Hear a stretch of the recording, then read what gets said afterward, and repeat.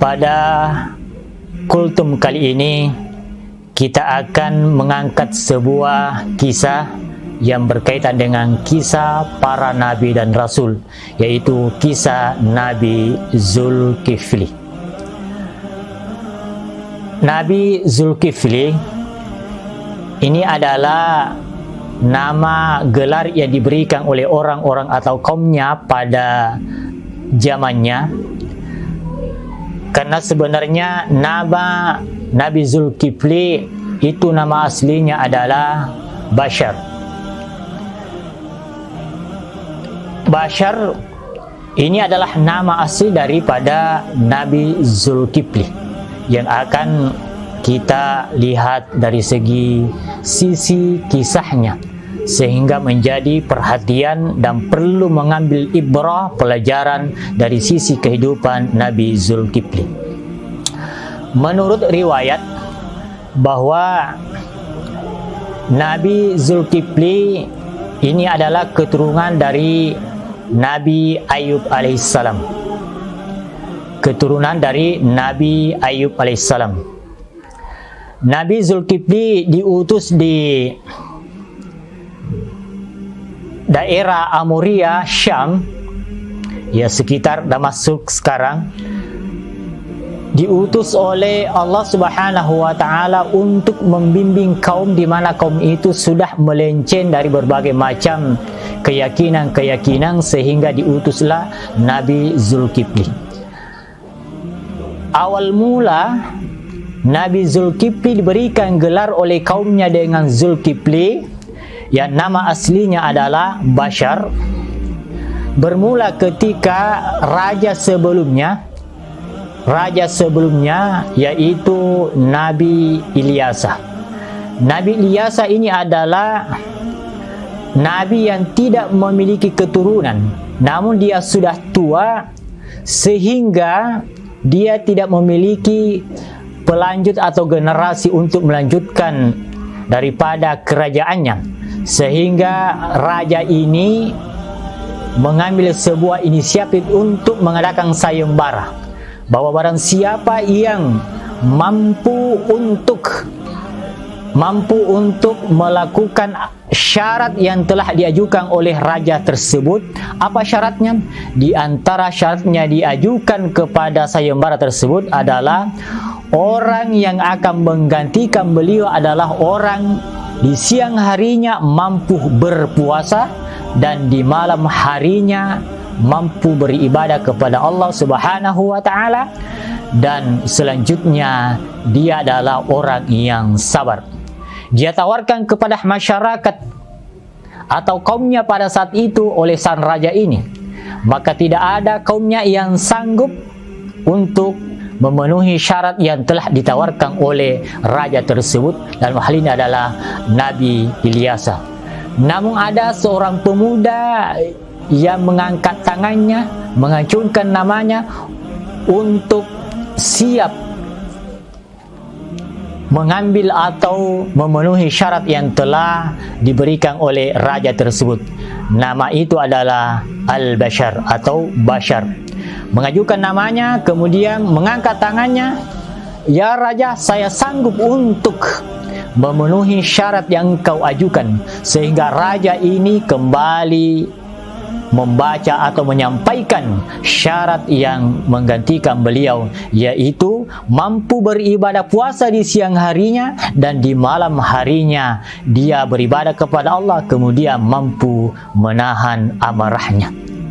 Dan inilah yang disebutkan dalam surah Al-Anbiya ayat 8, "Wa Ismaila wa Idrisa wa Dzulkifli kullu minas sabirin wa adkhalnahum fi rahmatina innahum minas salihin." Yang artinya, ingatlah kisah Ismail, Idris dan Zulkifli. Semua mereka termasuk orang-orang yang sabar. Kami telah masukkan mereka dalam rahmat kami. Sesungguhnya mereka termasuk orang-orang yang soleh. Nah, ketika anak muda ini sanggup memenuhi syarat maka diberikanlah tampuk kekuasaan kerajaan kepada Al-Bashar tadi. Maka karena kesanggupan untuk memenuhi syarat sang raja itu, maka diberikanlah gelar atau penyebutan dengan nama Zulkifli. Zul artinya memiliki, Kifli artinya kesanggupan. Artinya Zulkifli adalah orang yang memiliki kesanggupan untuk memenuhi syarat-syarat yang telah diajukan oleh raja sebelumnya. Kaum muslimin dan muslimat yang dirahmati oleh Allah Subhanahu wa taala. Seiring dalam perjalanan menjadi seorang raja, Nabi Zulkifli menjadi raja dengan adil dan makmur, menjalankan sesuai dengan ketentuan-ketentuan syariat yang telah dibebankan kepadanya, mampu memberikan kesejahteraan dan keadilan kepada rakyatnya. Namun karena Allah Subhanahu wa taala ingin melihat dan ingin menguji sejauh mana kesabaran Nabi Zulkifli tersebut, maka di perjalanan kerajaannya, maka diutuslah iblis untuk menggodanya agar dilihat oleh Allah Subhanahu wa taala sejauh mana kesabaran dalam menjalankan kehidupannya. Maka kisahnya ketika iblis mengutus kepada syaitan untuk menggoda Zulkifli, namun syaitan tersebut tidak sanggup. Akhirnya iblislah yang turun tangan untuk menggoda Zulkifli, dan Zulkifli inilah berubah menjadi seorang tua miskin, lalu menemui Zulkifli di tempat istirahatnya. Ketika itu datang mengetuk pintunya, maka Zulkifli menjawab, "Siapa kegerangan?"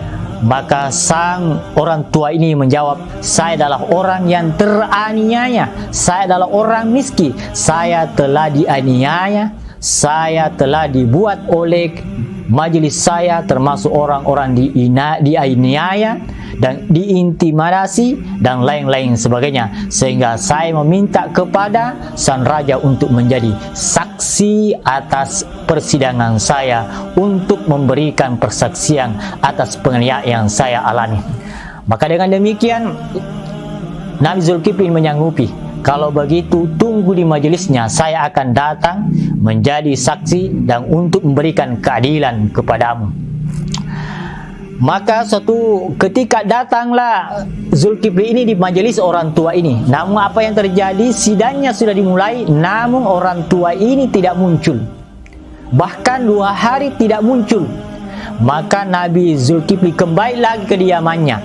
Kemudian tak lama lagi datanglah orang tua mengatakan, "Kenapa engkau tidak datang di majelisku?"